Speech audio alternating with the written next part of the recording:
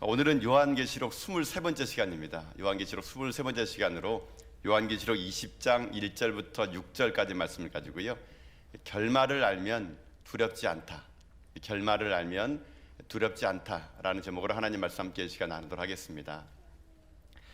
지금 요한계시록의 상황은 우리가 그저 성경으로 읽어보니까 이것이 얼마나 위급하고 또 얼마나 위험하고 또 얼마나 큰 일인가를 잘 피부로 느껴지지 못할 수 있을 것입니다. 그러나 그 당시에 요한계시록을 기록할 당시만 하더라도 요한계시록은요, 목숨을 내 걸고 읽어야만 됐고 목숨을 내 걸고 이 책을 쓸 수밖에 없었습니다. 로마란 나라에서 예수 믿는다는 이름으로 핍박을 받고 이제 그를 따르는 모든 사도들과 성도들은요 다 죽임을 당한 상황입니다. 남아있던 예수님의 마지막 제자인 사도 요한은요 지금 반모섬이라는 채석장에 갇혀서 거기서 언제 죽을지 모르는 그런 삶을 살게 되는 형편입니다. 문헌에 보니까 이 사도 요한이 이 반모섬이라는 채석장에 끌려갈 때가, 지금 이 요한계시록 기록할 때가 나이가요 자그마치 90세라 그럽니다. 90세의 그 나이에 반모섬이라는 채석장에 끌려갔고 성도들은 다 지리멸렬하고 있고 교회는 지금 다 회파져 가고 있고 예수 믿는다는 이유만으로 사자밥이 되어 형장 이수로 사라지는 그때, 바로 그 위급하고 그리고 모든 것이 무너지고 모든 것이 우리 가운데 끝이라고 느껴질 그때 요한계시록은 기록이 되었습니다.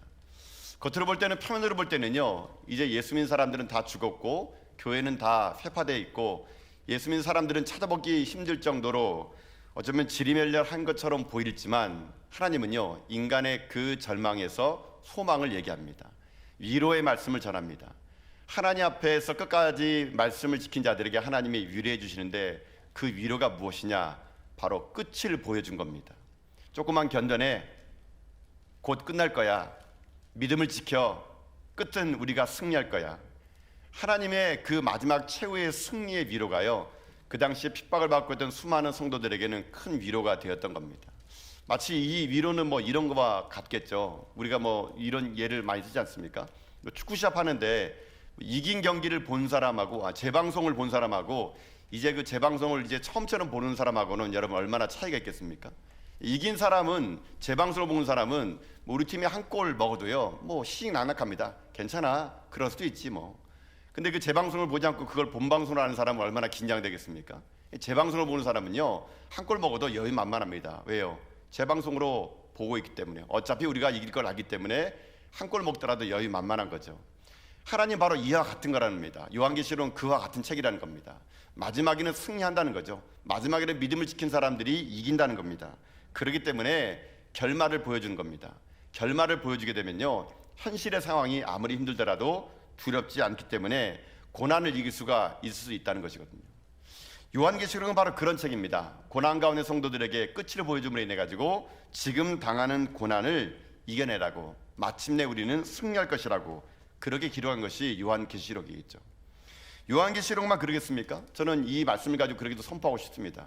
여러분, 우리는 이 땅에서 힘들고 어려운 삶을 살아가지만 우리는 이 땅에 끝이 있을 것을 아는 사람들입니다.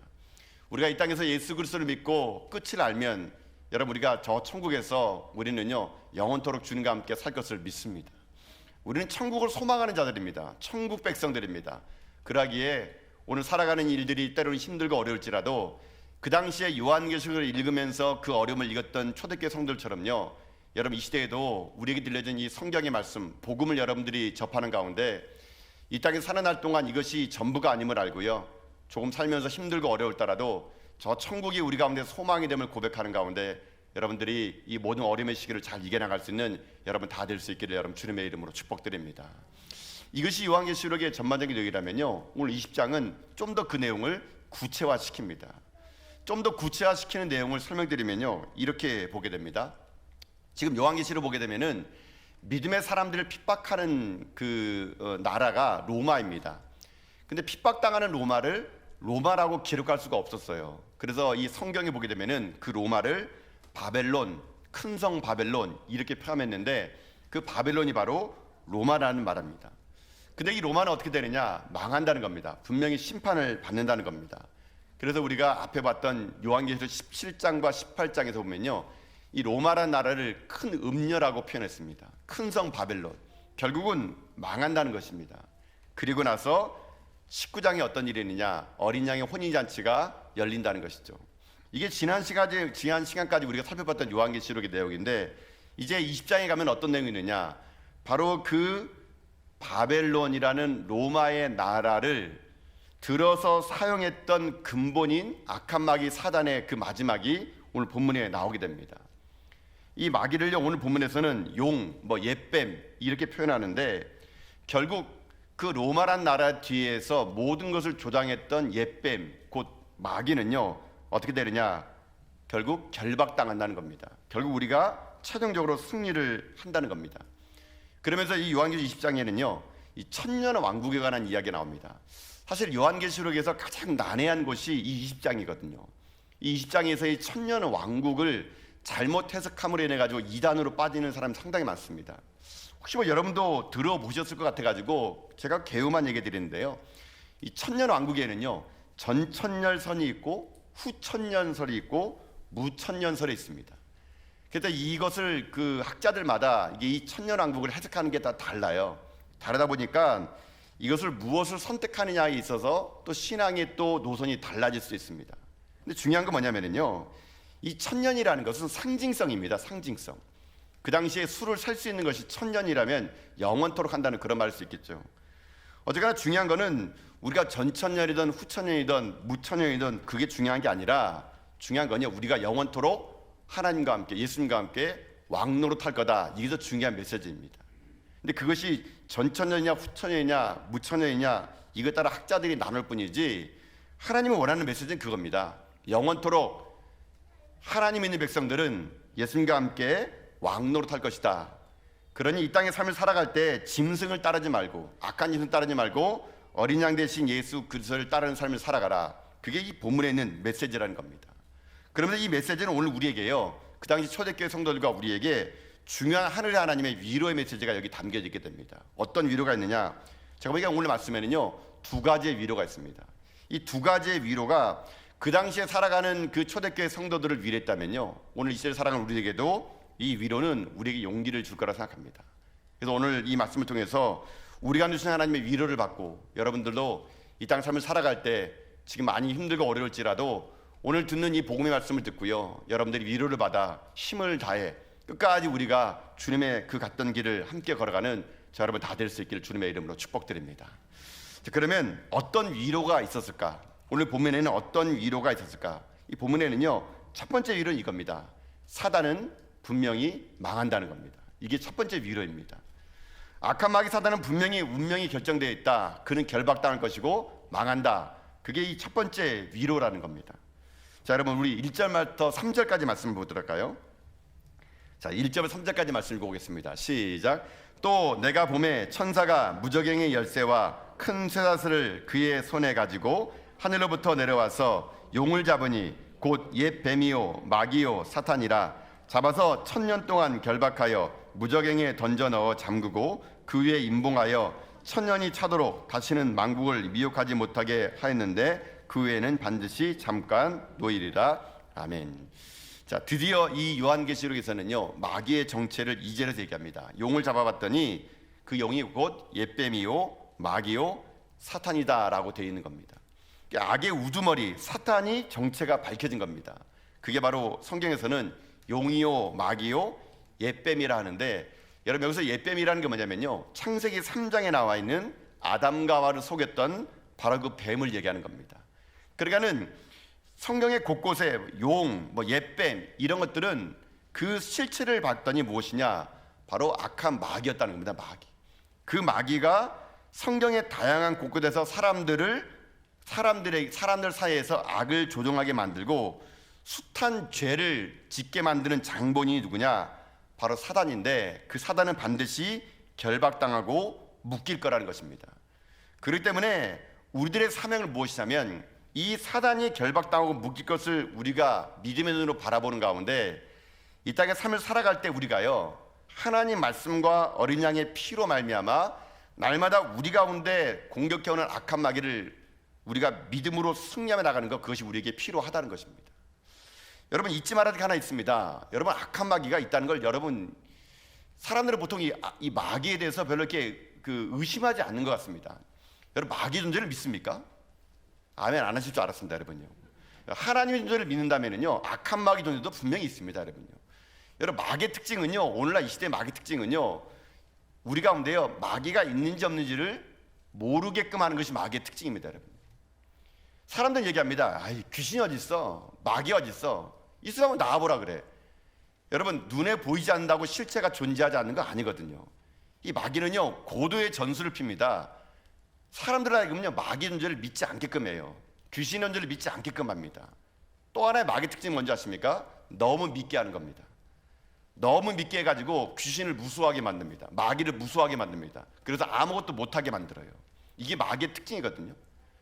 이 시대는 지금 영적 전쟁입니다. 여러분 주변에 여러분을 미혹하게 하는 악한 영들이요, 여러분 얼마나 많은지 모릅니다. 우리는 그것을 때로는요, 그저 죄를 지을 때 그 죄가요, 그저 우리들이 죄를 지은 것처럼 보일지 몰라도 여러분, 우리 안에 악한 마귀가 항상 우리들로 하여금 죄를 짓게 만든다는 거거든요.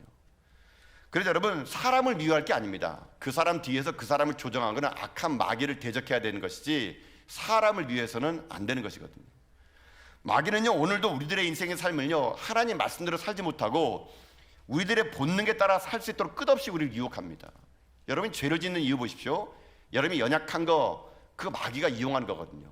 마귀는 여러분의 약점을 잘 압니다. 여러분이 돈에 약하는지, 아니면 이성에 약하는지, 물질에 약하는지, 그 약한 것을 공략해서 여러분을 하여금 어떻게 하느냐, 그로 말미암아 죄 짓게 만드는 거, 그게 마귀의 특징이거든요.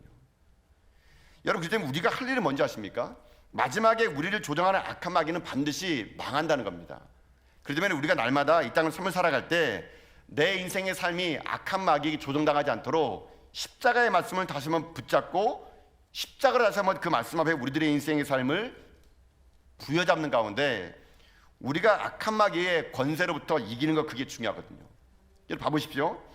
악한 마귀는 예수님을 어떻게 했습니까? 광야에서 시험합니다. 광야에서 시험한 악한 마귀는 지금도 우리를 시험하거든요. 광야에서 예수님이 마귀의 시험을 어떻게 이겼습니까? 말씀으로 이겼습니다. 말씀으로, 여러분요. 여러분, 그래서 우리에게 중요한 게 이겁니다. 악한 마귀는 여러분 결심으로 이기지 못합니다. 내가 앞으로 이렇게 살아야지, 다시는 내가 이런 거 하지 말아야지, 결심으로 살지 못해요, 여러분요. 우리가 이 악한 마귀를 대적하고 물릴 수 있는 거 뭐냐면은 말씀입니다. 말씀. 악한 마귀를 두려워하지 마시고요, 그는 이미 묶임 받은 자이거든요. 그는 이미 결박당할 자입니다. 마지막 끝까지 그는요, 자기가 망할 걸 알기 때문에 끝까지 예수 믿는 사람을요, 하나님 앞에 가지 못하도록 붙잡는 게 마귀의 특징입니다. 우리가 그 마귀 앞에 여러분 두려워할 존재가 아니라 말씀으로 무장해서 당당하게 우리가 이겨나가야 됩니다. 여러분들 잊지 마십시오. 악한 마귀는요, 아무리 우리 가운데 여러분 달려든다 하더라도요, 묶여있는 개와 같습니다. 여러분 골목길을 지나가는데 막 맹견이 저기 있으면, 여러분 무서운 골목길을 못 가는데 자세히 보니까 그 개가 묶여 있어요. 여러분 그러면은 안심하지 않습니까? 마찬가지예요. 악한 마귀는 이미 패했습니다. 십자가에서 예수 그리스도께서 부활로 승리함으로 인해 가지고요, 마귀 권세는 이미 패한 겁니다. 패전한 마귀는요, 지금도 자기와 함께 죽을 자를 찾으러 다니고 있거든요.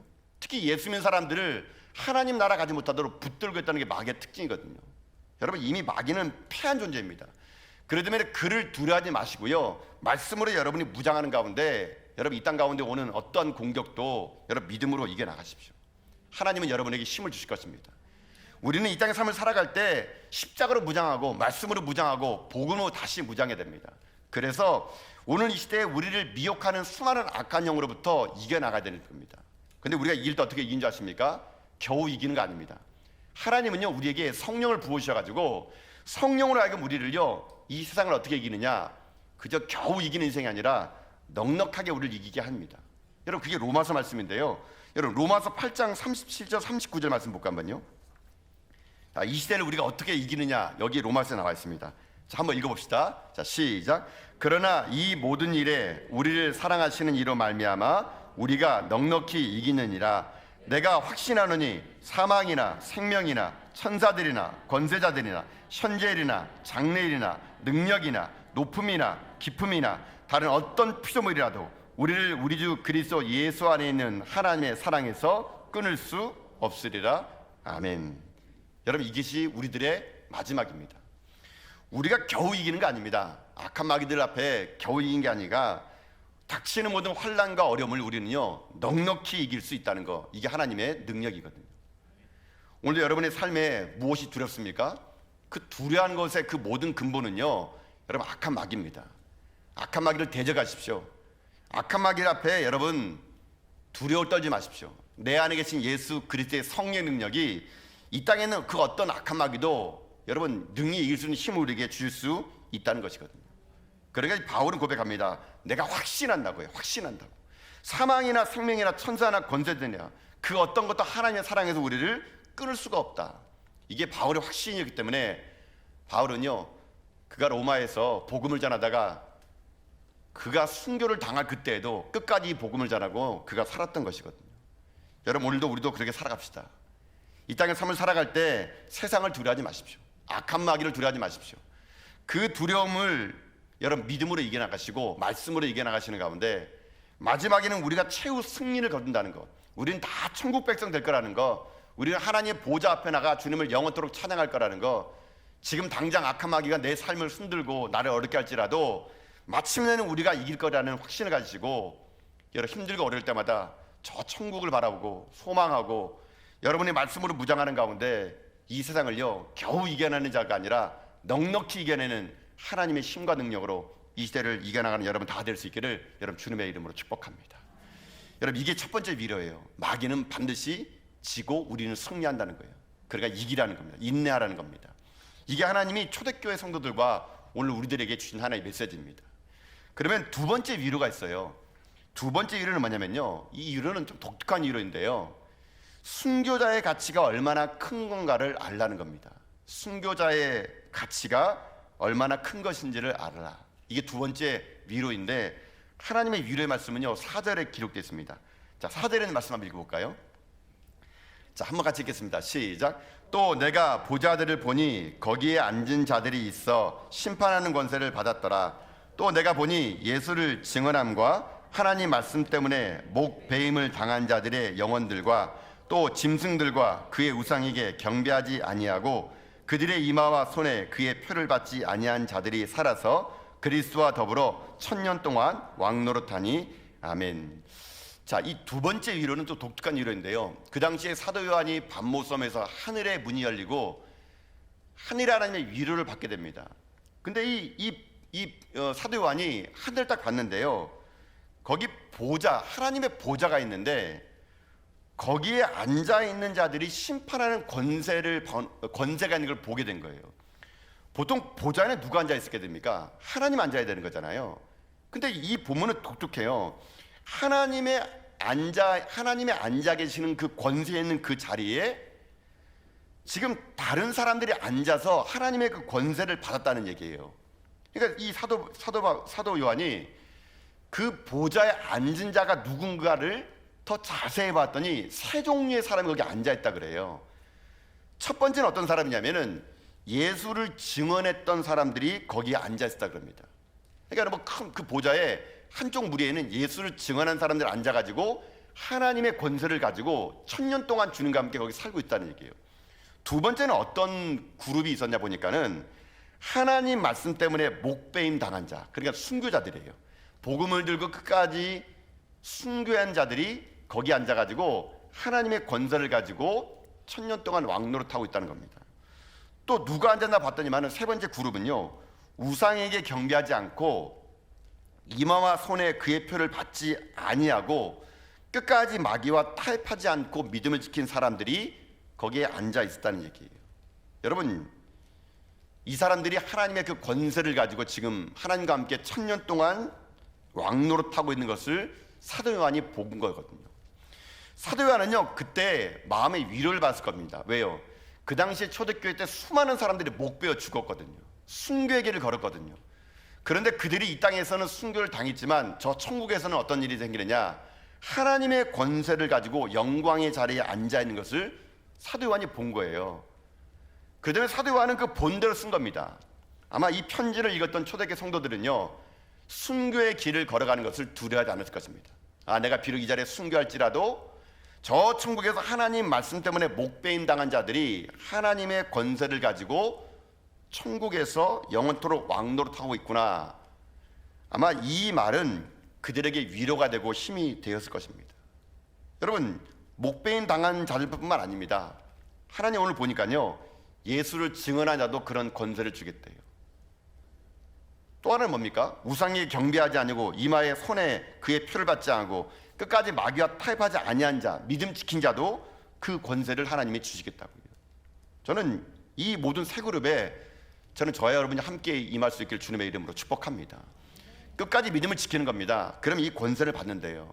근데 오늘 이 본문을 그 당시에 요한계시록 당시로 가게 되면요, 사도 요한은요, 하나님 말씀 때문에 목배임 당한 수많은 순교자들이 얼마나 위대한 사람인가를 여기에서 보여주고 있는 것이거든요.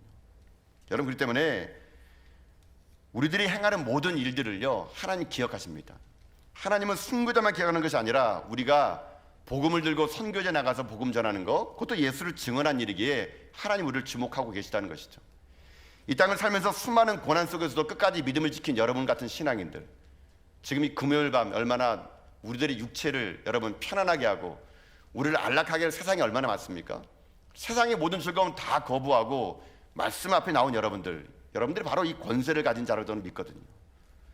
아무쪼록 주님 오시는 그날까지 여러분들이요, 이 세 그룹에서 이탈되지 마시고 끝까지 여러분의 믿음을 지키는 가운데 1000년 동안, 아니 영원토록 하나님과 함께 천국에서 왕노릇하는 여러분 다 될 수 있기를 주님의 이름으로 축복합니다. 근데 이 말을 들을 때 제가 생각이 나는 분이 한 분 계셨어요. 이 요한계시록 20장 4절 말씀을 제가 이렇게 보면서 하나님 말씀대로 목배임 당한 자, 여러분이 순교라는 건요, 이게 아무나 할 수 있는 것이 아닙니다. 여러분에게 하나님이 지금 순교하라 그러면 여러분 순교할 분 계십니까? 아무도 안 계시죠? 손 들어 보시겠습니까? 여러분, 순교는요, 아무나 하는 게 아니라 하나님이 순교할 수 있는 능력을 주는 자만이 순교할 수 있는 거예요. 여러분요, 갑자기 여러분 안심하는 모양 같네요. 나는 순교를 안 해도 되겠구나. 그러면 여러분, 제가 이 20장 4절의 말씀을 보면서 무슨 생각 들었냐면은, 여러분 최근에 제가 영화는 안 봤는데 최근에 한국 영화 중에 교섭이라는 영화를 여러분 하더라고요. 교섭 영화 보셨습니까? 이 교섭이라는 영화는 2007년도 당시에 샘물교회에 피랍됐던 그 이야기를 모티브로 해가지고 만든 영화가 이 교섭이라는 영화더라고요. 그 당시에 샘물교회 그 선교단이 잘했다 못했다 떠나가지고 그때 순교한 사람이 있습니다. 여러분, 그분이 누군지 아시죠? 누굽니까 여러분요? 배영규 목사님입니다. 여러분 기억하십니까? 배영규 목사님이라는 분이 그 당시 2007년도 샘물교회 피랍 사건 때 순교를 하셨어요. 배영규 목사님, 개인적으로 좀 친분이 있습니다. 제 모교의 형이거든요. 제가 어렸을 때 다녔던 모교회 저랑 같은 동기 오빠예요, 오빠. 저는 이 배영규 목사님을 잘 압니다. 이분에 대해서도요. 이분이 효성중공업 다니다가 정말 엘리트였어요. 집안에서도 정말 착실한 아들이었습니다. 그러다가 이제 하나님의 은혜를 받아가지고 목회 길을 걸어가면서 전 지금도 기억해요. 이 배영규 목사님이 신학대학원 다닐 때 저희 모교에 와가지고 여름마다 저희 모아놓고 성경 공부를 가르친 적이 있었어요. 참 이게 대단한 분이었습니다. 그리고 세월이 지나고 또 저희 후배들이 또 신학대학원을 간다 그럴 때 자기 집을 오픈해 줘가지고 그 집에서 공부할 수 있도록 도와준 분이 바로 우리 배영규 목사님이거든요. 제가 이제 그 피랍 사건을 보다가 어디서 많이 듣던 분의 이야기가 나오는 거예요. 배영규 목사님. 흔하지 않은 이름 같아가지고 알아봤더니 제가 알고 있는 그 모교의 형이에요, 형. 이분이 돌아가신 이야기가 하늘의 별이 되어라는 책으로 나와 있는데요. 그 책은 사실 진실을 못 담은 이야기가 너무 많습니다. 실제로 나중에 제가 이 얘기를 들어봤을 때 이분이 돌아가신 순교는요, 상상 이상의 고문과 상상 이상의, 여러분이 상상하는 것 그 이상의 그 정말 순교의 고문을 당하다가 이분이 돌아가셨습니다. 2007년도에 이분이 그렇게 아프가니스탄에서 목숨을 내걸고 순교의 피를 뿌렸죠. 그리고 제가 이제 시간이 지난 후에 제가 이제 전에 일전에 교회에 있는 그 피택자들과 함께 용인의 양지에 가게 되면 한국 기독교 순교자 기념관이라는 곳이 있습니다. 제가 이제 피택자들에게 순교를 가르치면서 거기를 갔을 때 거기는 우리 한국 교회에서 순교했던 수많은 신앙의 선조들의 신앙과 정신을 가지고 한국 기독교 100주년을 기념해 가지고 한국 기독교 100주년 기념재단에서 1989년도에 거기다가 양지에다가 한국 기독교 순교자 기념관을 세웠습니다.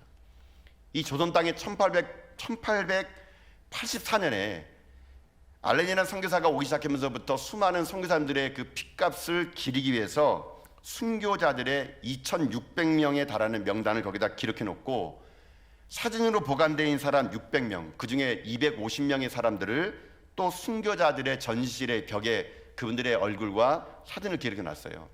제가 이제 이 피색자 교육 때문에 이 양지에 있는 한국 기독교 순교자 기념관을 쭉 가서 제가 거기서 우리 피색자들에게 설명을 드리고 했는데, 그래서 쭉 순교자가 나오는데 맨 마지막에 이 배은규 목사님 사진이 거기 딱 걸려 있더라고요. 제가 그분을 다시 그곳을 보면서 참 감회가 새로웠습니다. 제가 좀 더 감회가 새로운 게 뭐냐면은 그 배은규 목사님 바로 다음에 하나의 액자가 또 걸려 있어요. 그 액자가 뭔지 아십니까? 거울이에요, 거울. 그 거울 밑에는 뭐라 쓰면 이렇게 썼습니다. 나도 순교자가 될 수 있다. 그러니까 거울에 자기 얼굴 보이잖아요. 그 밑에 나도 순교자가 될 수 있다 이렇게 써 있더라고요. 제가 그 거울에 딱 제 얼굴이 똑같은 액자에 제 얼굴이 탁 나오고 밑에 나도 순교자가 될 수 있다라는 말 탁 나오는 그 순간요, 제 심장이 탁 멎는 것 같더라고요. 나도 순교자가 될 수 있다. 여러분 혹시 또 기억하십니까? 2004년도에 또 이라크에서 순교했던 김선일 씨 기억하십니까? 김선일 씨도 사실은 저와 함께 신대원을 같이 지냈던 분입니다. 저와 함께 계시면 좀 순교할 확률이 좀 많습니다, 여러분. 김선일 선교사님도 저와 함께 이제 신학대학을 같이 이제 공부했던 분인데, 가나 이제 무역에 이제 그분이 들어가셨죠. 이라크 상황이 안 좋았습니다. 모든 선교사들이 피신했습니다. 끝까지 한 달 정도 더 남아서 외국인 노동자들께 예배를 드리다가 이라크에서 이제 순교를 당하게 됐죠. 제가 아는 분들 중에 뭐 가까이는 뭐 이런 김선일 씨라든가 배영규 목사님이라든가 이런 분들이 순교를 했다. 저에게는 이 일이 저에게는 개인적으로 참 큰 일이었습니다. 나도 순교할 수 있을까? 근데 그 양지 기독교 순교관에 갔을 때 나도 순교자가 될 수 있다. 이 문구가요, 오늘 제가 본문을 보는 내내 초대교회 당시에 복음 때문에 목배인 당한 성도들, 그들을 바라보면서 이 글귀가 계속 제 마음속에 생각이 나더라고요. 나도 순교자가 될 수 있다. 오늘 우리가 이 자리에 앉아 있는 것은요, 수많은 순교자들의 핏값 위에 교회는 세워졌고, 오늘까지 교회는 그 순교자의 핏값 위에 우리는 달려오고 있는 겁니다. 오늘 시대에 우리들이 하나님의 말씀 앞에 위로받는 것은요, 바로 이것입니다. 누군가의 희생과 헌신이 있었기에 오늘 우리가 이 자리에 있는 것이라면, 우리 또한 이 자리에 누군가가 편안하게 예배드리고 교회가 교회될 수 있도록 우리 또한 앞서 걸어간 믿음의 사람들의 그 길을 걸어가야 된다는 것이죠. 여러분, 그래서 저는 여러분에게 오늘 도전드리고 싶습니다. 뭐 순교하라는 말은 아니고요, 여러분들이 말씀 때문에 고난받는 걸 기뻐하십시오. 여러분이 무엇 하나 뭐 얻으려고 돈 벌기 위해서 높은 자리에 올라가기 위해서 여러분 그것 때문에 핍박받지 마시고요, 신앙을 지킨다는 이유만으로 말씀 때문에 고난을 받는 거, 여러분 그거 영광스러운 겁니다. 우리 주님 앞에 얼굴 뵐 때 저는 그렇게 했으면 좋을 것 같아요. 주님, 저는 주님 때문에 핍박 당했습니다. 주님 때문에 침뱉음 당한 적 있습니다. 주님 때문에 모욕당한 적 있습니다. 근데 저는 그게 기뻤습니다. 우리가 그렇게 주님 앞에 나가는 그런 인생 되면 얼마나 좋을까, 그런 생각 듭니다. 하나님 앞에 그 보좌 앞에 그 권세를 가진 그 자리에 우리가 당당히 서려 그러면요, 오늘 우리들의 삶이 다시 한번 이 말씀 앞에 우리들의 옷깃을 여미해야 되고, 내 안에 진정한 복음이 있는지를 여러분 생각해내셔야 됩니다.